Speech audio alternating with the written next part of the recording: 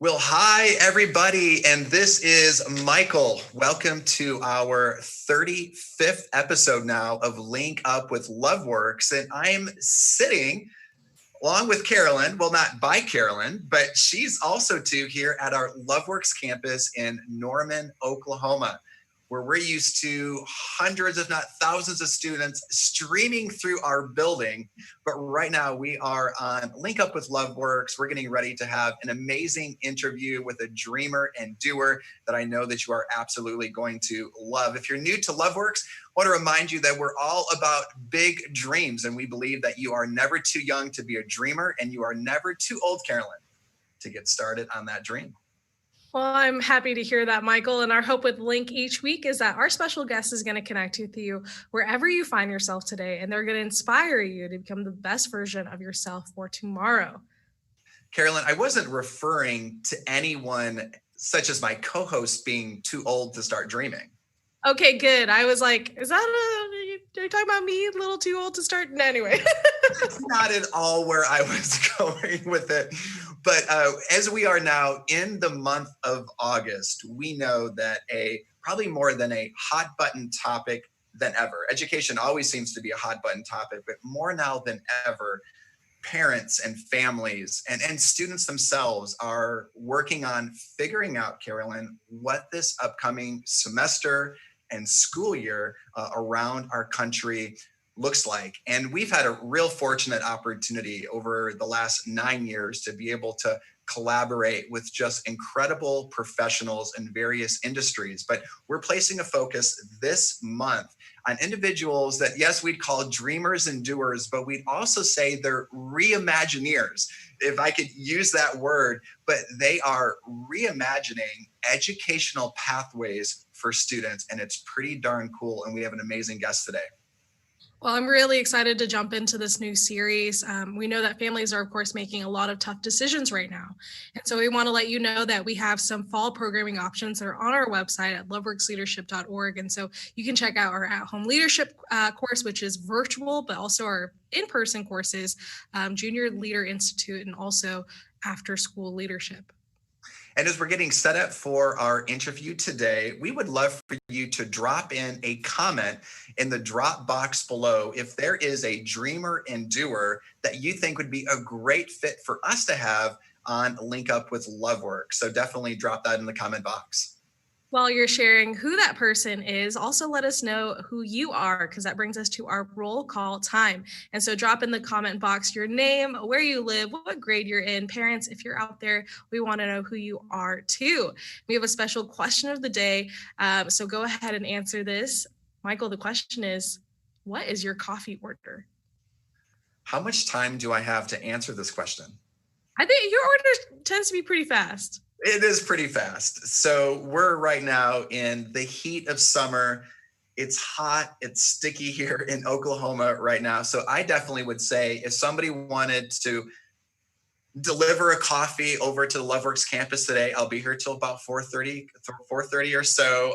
It would be a medium size or grande, depending on where you're ordering it from, black iced coffee, no classic or sweetener. And I would say light to medium ice. What are you thirsty for today, Carolyn? Today, Michael, I'm sipping on some nice Keurig brewed coffee from the front office. But normally, I love a cold brew. Love me some steeped cold brew. I actually made some this weekend. Ooh, that sounds good. Our Keurig does make some pretty good coffee. Well, now that we've made you thirsty, there's still a couple more minutes to have a coffee break before we dive into our interview. But dreamers and doers, we want to remind you of our format.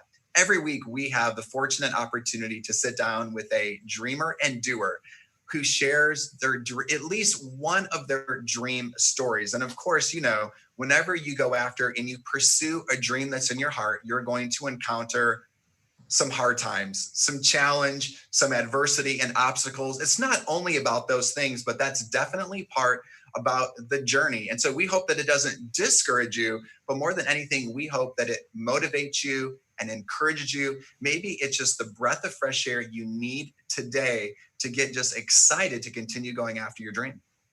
Well, Michael, it's Monday, so I'm sure lots of people need a breath of fresh air to start them off this week. And we've got a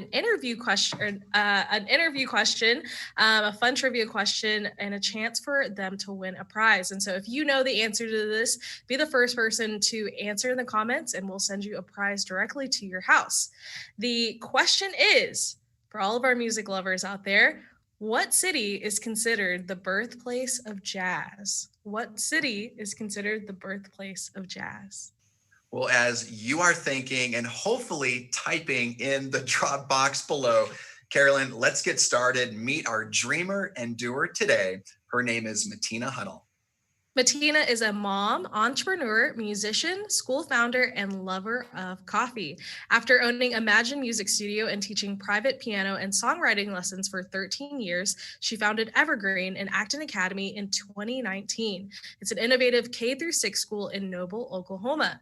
Matina has a bachelor's from Berklee School of Music and Songwriting and a master's from UCO in Jazz Studies. She became passionate about reinventing education for her own children and community when she began to see the light of curiosity dim in her own child. When she discovered Acton Academy, she began trying out some of the Socratic guiding ideas she found in her research with amazing success. In discovering the power of student-driven learning, no mountain became too high to bring this method of education to her family and community. Hey, Matina. Hello, Carolyn. How are you today? I'm so well. How are you? I'm great. I'm so excited to get the opportunity to visit with you all about a topic that I know is so important to so many of us, especially right now. Matina, it's so great to see you. Thanks for being on with Link Up with Loveworks today. We have lots of great questions we're going to ask you, but we made a few of our viewers thirsty. And we happen to know that you are quite the coffee connoisseur. Do you happen to have a favorite coffee drink? Ooh, well, my weekday coffee is right along the lines of yours, Michael, except I'm not quite to the level of adulthood you are with completely black. I need a little bit of cream in my coffee. But my weekend favorite is a latte with either just a hint of vanilla or a little bit of chocolate, dark chocolate. Ooh, I love that. Well, before we get into your passion for education and starting Evergreen, which we want to dig into, we definitely do. Can you take us back to what it was like for you to grow up? Well, I think of myself as an Oklahoman but I wasn't actually born here. I was born in Colorado, but I would come every summer and visit my grandparents and my aunts and uncles. We were a very tight-knit family. But I grew up moving quite a bit. My dad was a software developer and engineer. And so I lived in Colorado and New Mexico and California and New Jersey. I had a lot of different educational opportunities because of that. I was in public schools, and there were a few times that my parents homeschooled me. And I grew up just with incredible parents. And they are lifelong learners. So that was an ethos in our family. I remember, going on road trips, and my dad and his personality, he'd be peppering us with questions of like, oh, look at that giant cross. If it is 50 feet tall based on the sun, and we'd have to figure out like the shadow length. And then after that, my mom's like an avid reader. Well, they both are, but she was always the one pulling out like these really profound, life-changing chapter books that we would groan at the time and give her a hard time. But we loved the stories that she would share. So moving a lot was both an important part of my story and development, but it was definitely a challenge too, especially the move from suburban New Jersey to small town Oklahoma. That was kind of a culture shock and hard to fit in that middle school time of life. And so at that time, I went to public school for a little bit, and my parents just really saw me struggling. And this is something fantastic that they did throughout me and my siblings' learning journeys. they would just evaluate it on how it was going, and they would shift course if needed. So they took me out halfway through the school year and homeschooled me in middle school from 7th grade all the way through 8th grade. And that was such a pivotal time. It helped me find my voice and just a confidence. I mean, you don't really grow into your confidence until your 30s, I think, but it was a turning point. And I went back to public school for high school, and then on through college, I went to Boston and pursued my undergrad. So we can stop there. I don't know how far you want me to go into. No, that's great. That's great, Matina. Well, you see, Carolyn, you still have a few years to get to that next. Yeah, when I got to my 30s, so you knew that I would bring that up, right? Yeah. Matina, thanks for sharing. I think if my dad would have asked some of those questions, those math questions to figure out when I was younger, may have been helpful for me growing up, as math was probably one of my harder subjects growing up in school. But you mentioned that your parents were lifelong learners. I'm sure that had a huge influence on you, and I think that's a great segue just to where we want to go in our conversation, and at least one of your big dreams. But when did you discover your passion, would you say, for education? Well, because of growing up with people who were passionate about growing up with my parents who were so passionate about education. My mom has a background. She got her degree in early childhood education. And then my dad has always been really interested in how do you take something that is really valuable and then scale it and make it available at a low cost to more people, so that we can reach more for this cause. Education is power in the most positive of ways.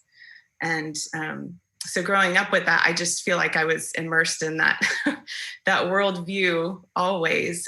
So I can't imagine a time where maybe I didn't realize that it was a passion, or that every family wasn't like that. For me, there's those pivotal points where you start to make the passion your own, I would say.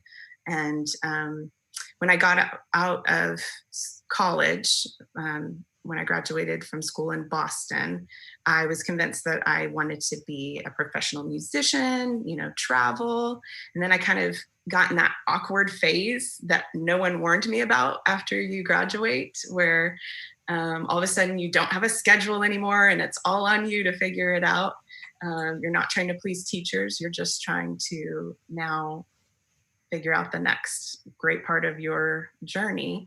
And my aunt, I went back and was living at home, and she asked me to teach piano to her daughter. I had never taught any private lessons. And so it seemed like a safe enough bet with it being my aunt, and it wasn't like she was paying me a whole lot, but it was still sweet that she was offering to pay.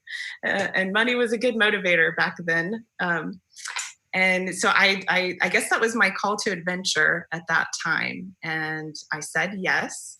And then she ended up kind of spreading the word, and I got some more students. And then I figured out how to make it into a business, and I started partnering with a private school. And so I kind of grew into developing a love of education, where I started out thinking, I had this kind of wrong mindset. I had heard that quote, "Those who can't do, teach." And I think I was fearful that if I went into teaching, that would mean that I hadn't succeeded. And so I kind of had to get into this on a side door to trick myself into it. And I ended up just falling in love with connecting with people and helping them discover what they're passionate about and develop those skills. So that was probably the first point of falling in love with education. And then more recently in 2018, my kind of Damascus Road epiphany moment that led me to where I'm at now is hearing Laura Sandifer speak. She's the co-founder of the original Acton Academy, which Evergreen, our school, is an Acton Academy affiliate. And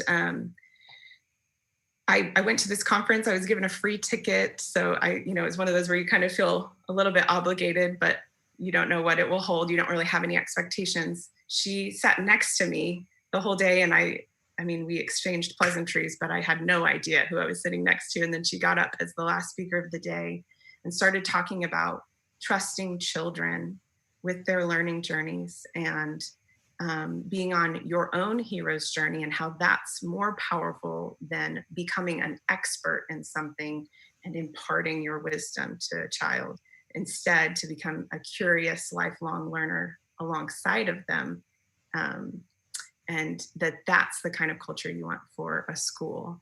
And when I heard about, I mean, and I could go on, they have these incredible systems that we are implementing at Evergreen that I just knew I wanted to grow in and get better at. And I definitely wanted it for my children, and to be able to provide that at a younger age than I was able to get it was so exciting to me. So that's kind of how I fell into my love of education.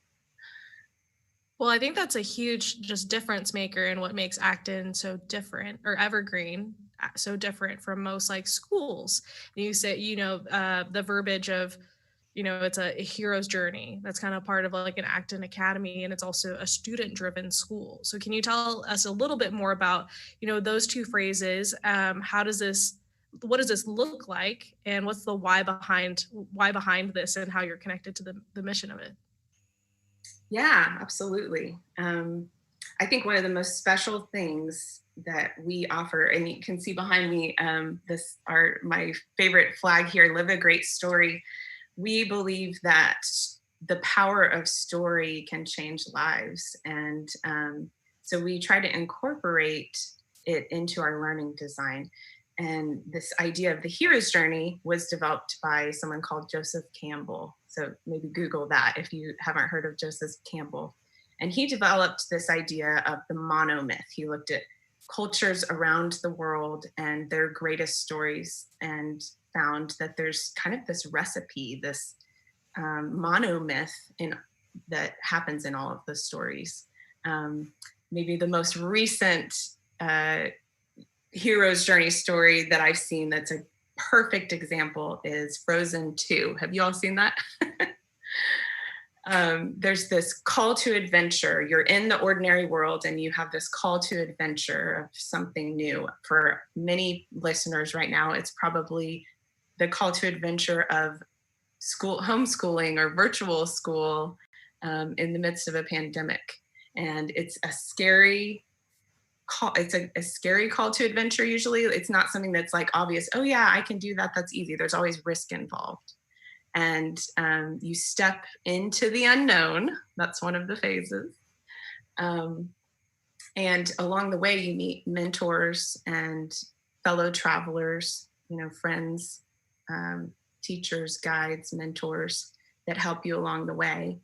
There's inevitably a road of trials and a final showdown of some sort, which is the part in Frozen 2 that always makes me cry, where you have to embark into part of the journey on your own and kind of face your dragons alone in order to eventually reunite with your fellow travelers and begin the long journey home.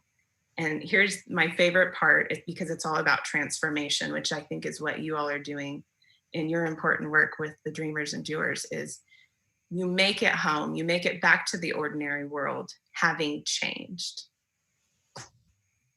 That is so good.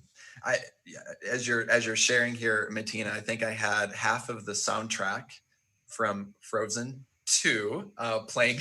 I know, it just follows it so beautifully. You guys are going to have to go back and watch it and think about the hero's journey now.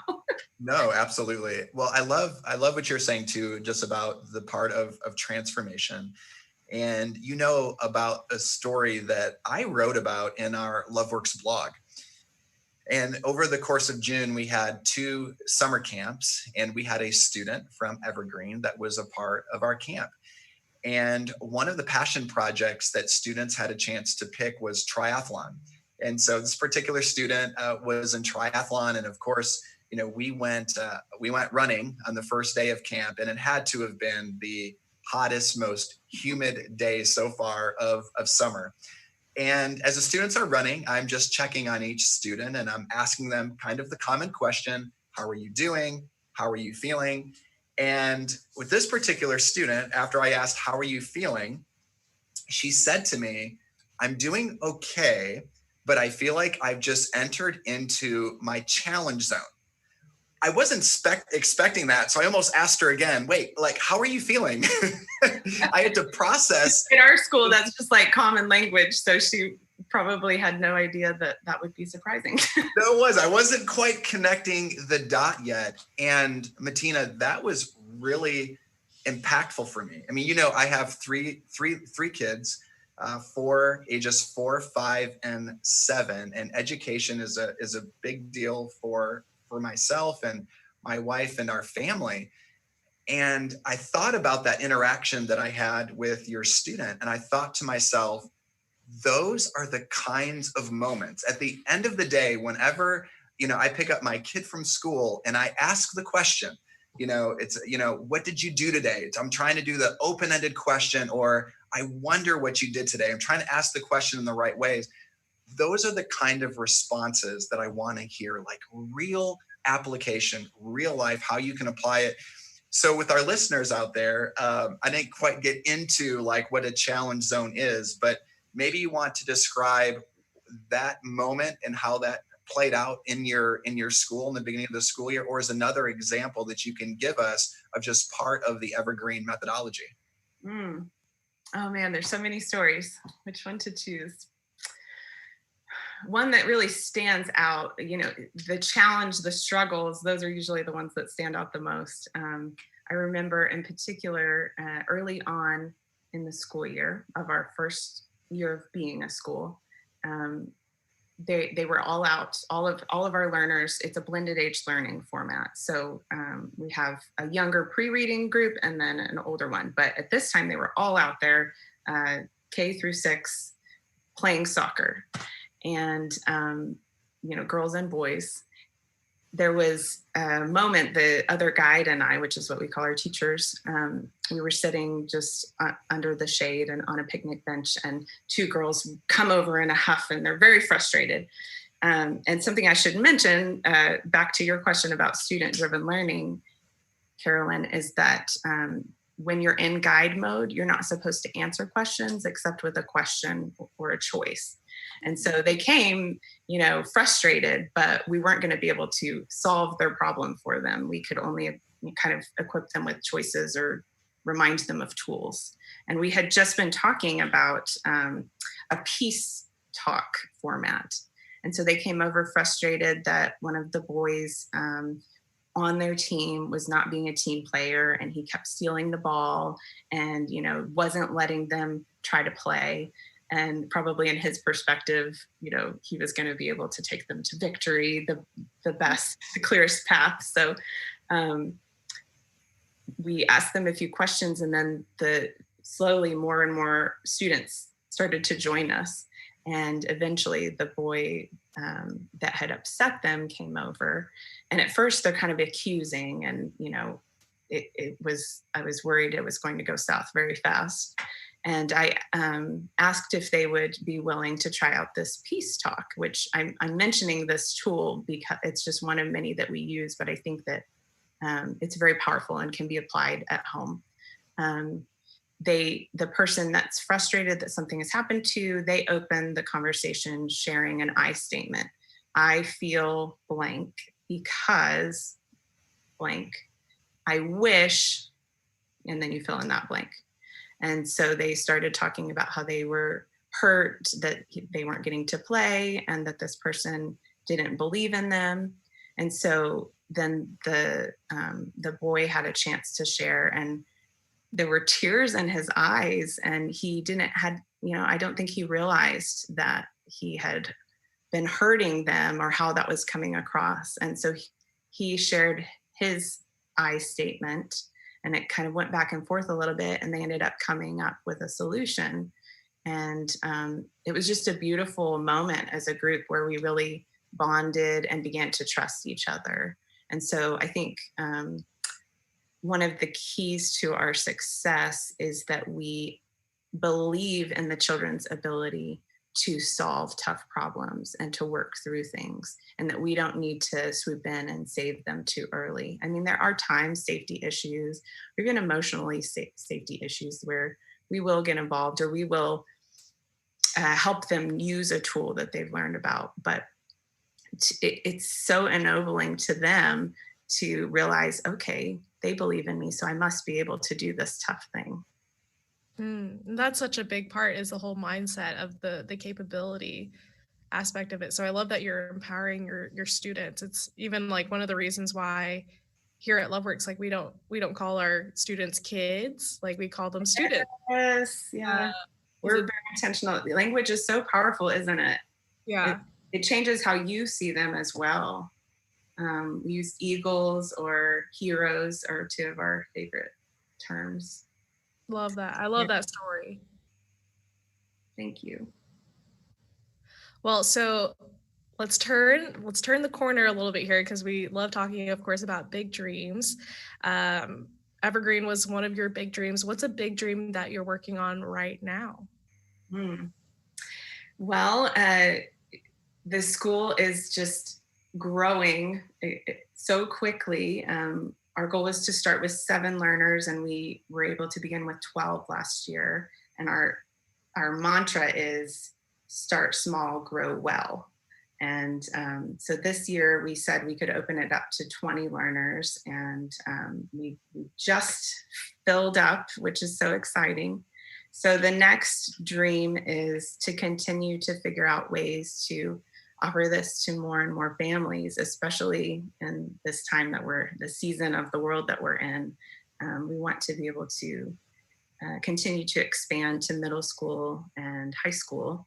And so next year we'll be adding high school and also expanding our kindergarten, first grade program that we call Spark. But I think as far as my dream, it continues to be to our mission at Evergreen is for every person that enters our doors to find a calling and change the world. And so I'm really passionate about how do I create an environment that cultivates that and inspires people to dig deep, to do hard things, to feel safe enough to fail and keep going. So those are my burning questions that drive my goals. And then personally, I think it's also important not to just to have professional goals, but to also develop yourself, kind of that whole put on your own air mask before helping your child on the airplane. So I find it's a bit counterintuitive, but if I'm doing things that inspire me creatively, then it helps me to be a better leader. So during the quarantine, I had a great opportunity to study do a Zoom calls with my very favorite professor when I was at Berkeley. And from that I wrote 3 or 4 songs. And so that was really inspiring. And creativity begets creativity. So I think that if you're doing things that fuel you, you'll in the end be more effective, that's the counterintuitive part, because you think the busier you are, it's not about being more busy. It's about doing things that are life-giving, that give you energy. And then every day it's my goal to connect with my family.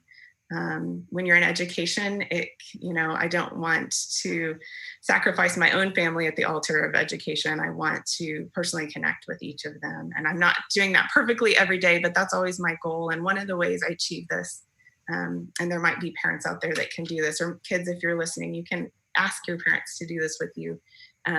It's called Mind, Body, Soul Time.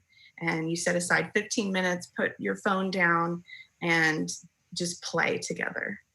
And so it's gotten to the point where that's one way that my children can let me know, hey, I'm needing a little bit of connection time. They'll ask for Mind, Body, Soul Time when I'm in my office typing away.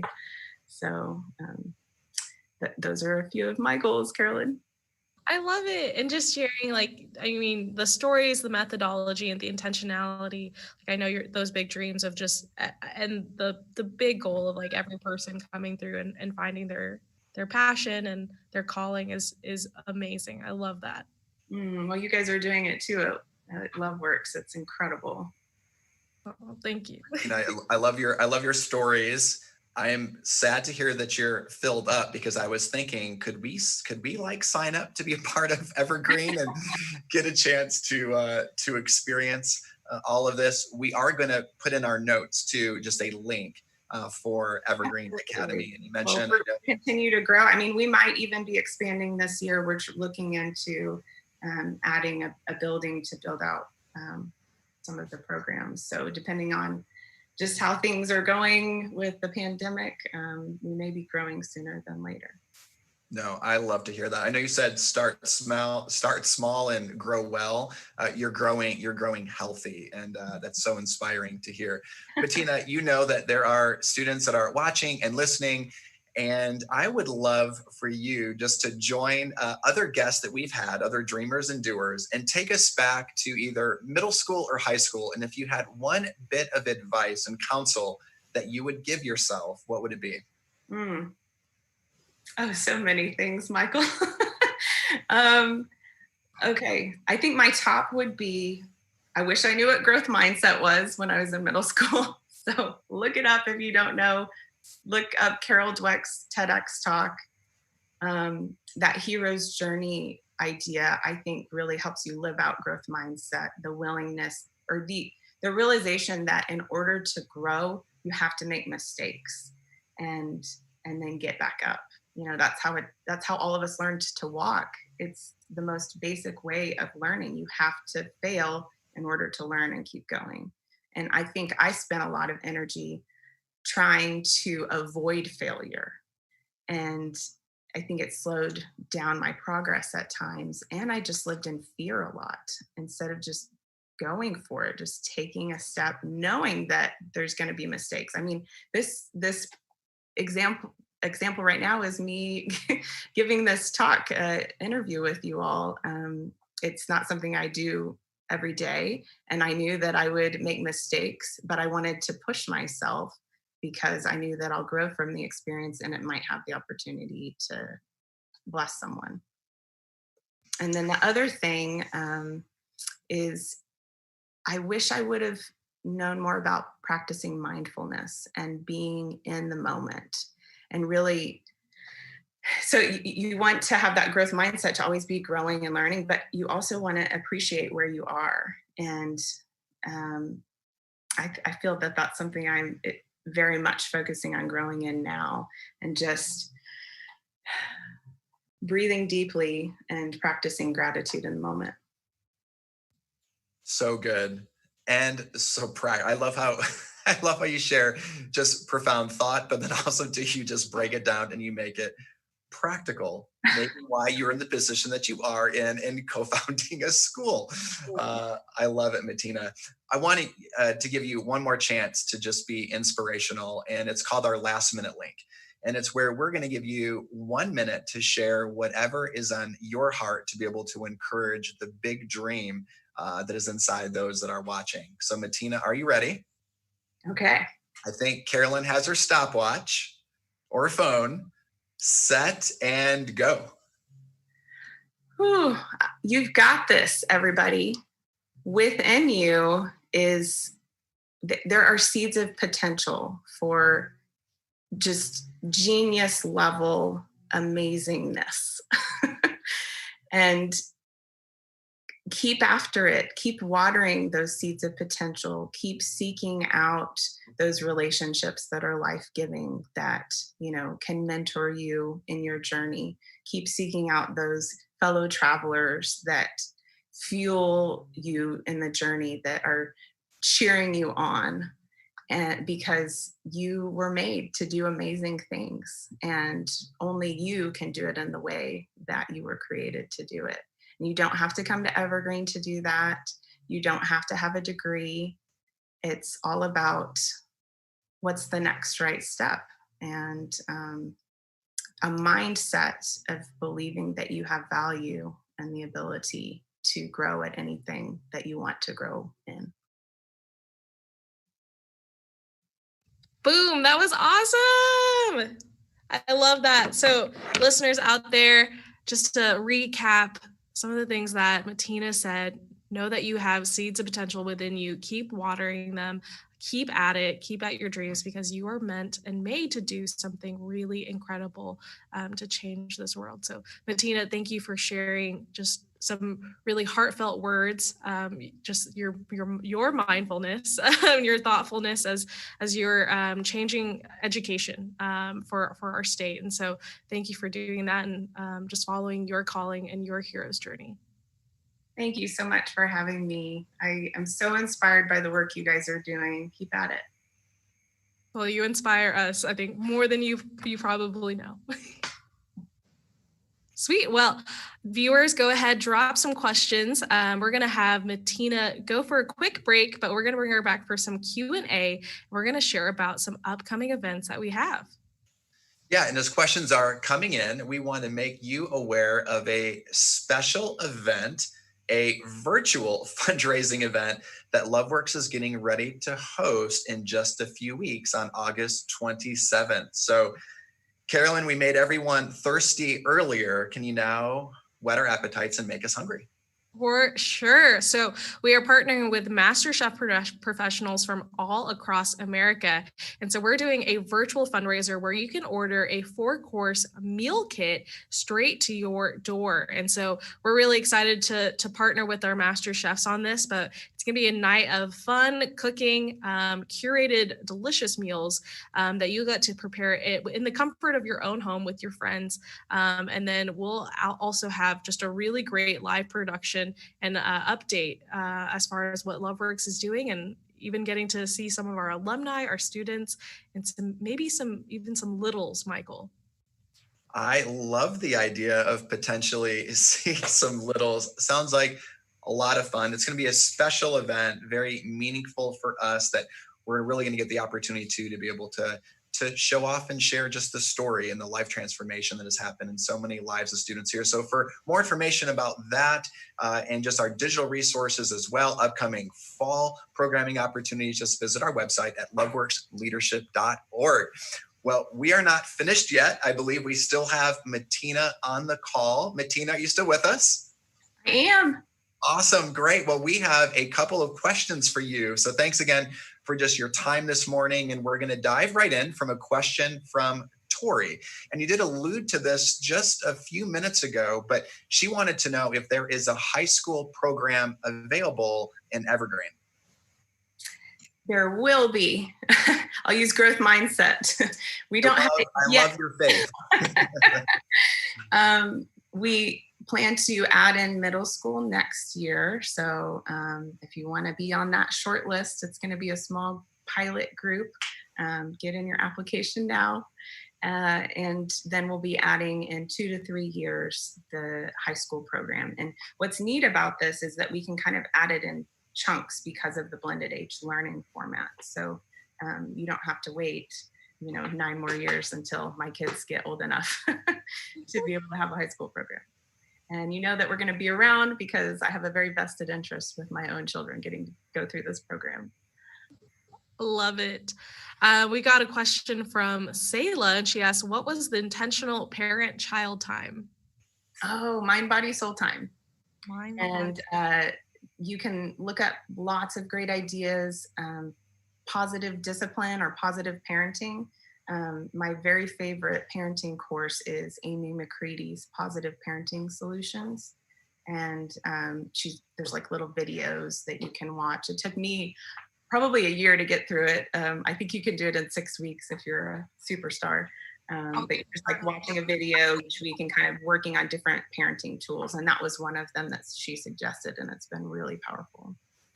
That is so good. Thanks for giving us just these great resource recommendations. Did we get to mention by chance the birthplace of jazz yet? Did we? I don't think we have. Matina, would you be able to share with us? I would say New Orleans. You got it. And I believe we have Jean, faithful watcher and viewer, and Lydia, who answered that correctly. So that kind of gets into this next question that we have, and it's about resources. So who knows, maybe one of these many resources you've mentioned will be one of the ones we'll pick to send out and we'll deliver. But what resources, Matina, would you recommend to middle school students to learn more about the hero's story? And the same goes for parents as well, too. I would start with just in your family, focusing on telling more heroes' stories. So what are stories, both fiction and nonfiction, that are inspiring, that call you to do hard things, to live bravely, and share those with each other. Make up stories at bedtime. You can look up, just Google the hero's journey cycle, and you'll find lots of resources. But I would recommend just printing out an image of the hero's journey that you can kind of have posted somewhere in your home and come back to regularly and have conversations about it. When you read a story, say, what do you think the call to adventure was for that character? Oh, that's probably their road of trials, and you start to identify those phases in other world-class examples. And then you can kind of learn how to live that out in your own life more deeply. As far as parents go, you definitely look into Joseph Campbell's work. I think it's called The Hero of a Thousand Faces. There's videos on that, and he has several books out. So it depends on how deep you want to dive. There's tons of resources out there. I'm going to take this last one, Matina. Thanks so much again for just your time this morning. You mentioned, part of the problem, which ended up into getting you to start the Evergreen School, was when you noticed in your own daughter just the light of curiosity growing dim. And our last question from a viewer is, what can students and parents do together to become curious, lifelong learners? That's such a big deal, something you noticed in your own daughter. So what can we do? Well, if we want our children to have a certain quality, then I believe we need to be living it out, not just telling them to do it. So the most important thing is embracing that journey for yourself, kind of that air mask analogy again. And the more that you can lean deeply into that, we have parent meetings 3 times a year, and that's our main focus, is just talking about tools and ideas of how to live out your own hero's journey, which will inspire your children to live deeply into theirs. And as far as being curious, lifelong learners, it's probably very basic things that you already know. The most simple things are sometimes the hardest to execute, but like reading with your children at night, and prioritizing family dinners where you share, connect deeply with one another. I think that's all part of being lifelong, making your children do math problems on long drives. As I mentioned, that could have really helped me out. I didn't say we liked it, Michael. I just said it happened. Absolutely. I get it. Well, Matina, thank you. You're an inspiration. Your story is. I'm so excited just for the group of 20 students that are going to get the opportunity, for some to continue this incredible journey, and then for others to be able to experience it for the first time. So again, thank you for the work that you're doing.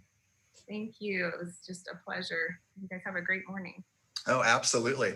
Well, we just want to remind everyone to mark your calendars for another great interview with a dreamer and doer next Monday. And we have the opportunity to sit down with a friend of Loveworks, and his name is Ken Parker. Ken is the co-founder and CEO of Next Thought. It's an education technology company based in Norman, Oklahoma. As a first-generation college student, Ken deeply values education. After career chapters in aerospace and Wall Street technology, he helped co-found 2 startups, Risk Metrics, which is a financial technology company, and now Next Thought. Ken is passionate about using technology to make education more effective and accessible. He loves Oklahoma, and he is a grateful member of Leadership Oklahoma, class number 30. He and his lovely wife, Carol, of 36 years, live in a log home in Noble, and their 3 children and their spouses live in Oregon and Norman, And best of all, they have 6 beautiful grandchildren. It's going to be another great interview and conversation. So mark your calendars for that. I'm excited to continue our series on education and see how technology, of course, will play a part in this. And just a reminder to visit loveworksleadership.org to access all of our online at-home leadership courses. And of course, order your boxes for the upcoming Elevate dinner with the MasterChefs as well. And as always, remember everybody that real leaders, they don't blend in, but they stand out. Dream big. And do your dream.